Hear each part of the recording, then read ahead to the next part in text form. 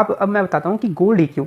Gold जो है वो कोई भी डायरेक्ट इन्फ्लुएंस जो है वो इकोनॉमिक आउटपुट प्रोड्यूस नहीं करता है, और इकोनॉमिस्ट के द्वारा ये भी कहा जाता था पहले कि ये एक नॉन प्रोडक्टिव इंपोर्ट है, इससे कोई भी इकोनॉमिक फ़ायदा हमारी कंट्री को नहीं होता। जैसे आप लोग भी देखते हैं कि हमारे घर में जो गोल्ड आता है वो पड़ा रहता है हमारे सूटकेस वगैरह में, या फिर उसको यूज़ करते हैं, तो उससे गवर्नमेंट को कोई फ़ायदा नहीं है ज़्यादा, ऐसा कहा जाता है। तो और इंडिया जो है वो वर्ल्ड की सेकंड लार्जेस्ट गोल्ड बायर है।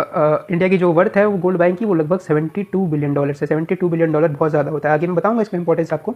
और जब इंपोर्ट बढ़ जाता है तो जो डॉलर का आउटफ्लो है कंट्री से वो भी बढ़ जाता है, और इसके वजह से हमें CAD मतलब करंट अकाउंट डेफिसिट भी देखने को मिलता है।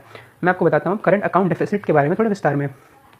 करंट अकाउंट डेफिसिट ये है कि इंपोर्ट और एक्सपोर्ट में ये मार्जिन होता है, जब इंपोर्ट आपका ज़्यादा और एक्सपोर्ट कम हो तो उसमें जो नंबर निकल के आता है उसको करंट अकाउंट डेफिसिट कहते हैं। और इंपोर्ट ज़्यादा है और एक्सपोर्ट कम है तो इसमें साफ साफ मतलब है कि कंट्री को लॉस हो रहा है। ठीक है, ये तो क्लियर है। और प्रेजेंट का जो करंट अकाउंट डेफिसिट है प्रोजेक्टेड वो $80 बिलियन है। अब ये नंबर गेम में आता है। जैसे $72 बिलियन मैंने आपको बताया था कि गोल्ड के इंपोर्ट्स हैं, तो हमारे जो PM है उन्होंने इस पर ही बात की है कि गोल्ड का जो इंपोर्ट है वो $72 बिलियन का है, और हमारा CAD $80 बिलियन का है, which is almost equal $8 billion का फ़र्क है। तो इसमें हम ये नोटिस कर सकते हैं, अगर हम 50% भी अपना गोल्ड इंपोर्ट्स को कम कर दें, रिड्यूस कर दें, तो उसमें हम $36 billion, around half of the projected CAD हम कम कर सकते हैं।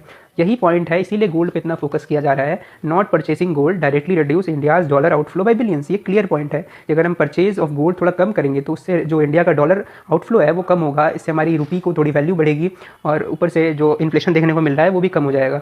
इसी के साथ साथ उन्होंने क्रूड ऑयल वगैरह की भी बात की थी। अगर आप चाहते हैं कि मैं इसको और भी वाइडर पर्सपेक्टिव से समझाऊं, जिसमें कि मैं मिडिल ईस्ट कंट्रीज़, ईरान वगैरह सबको ऐड करूं, तो आप प्लीज़ कमेंट करेंगे।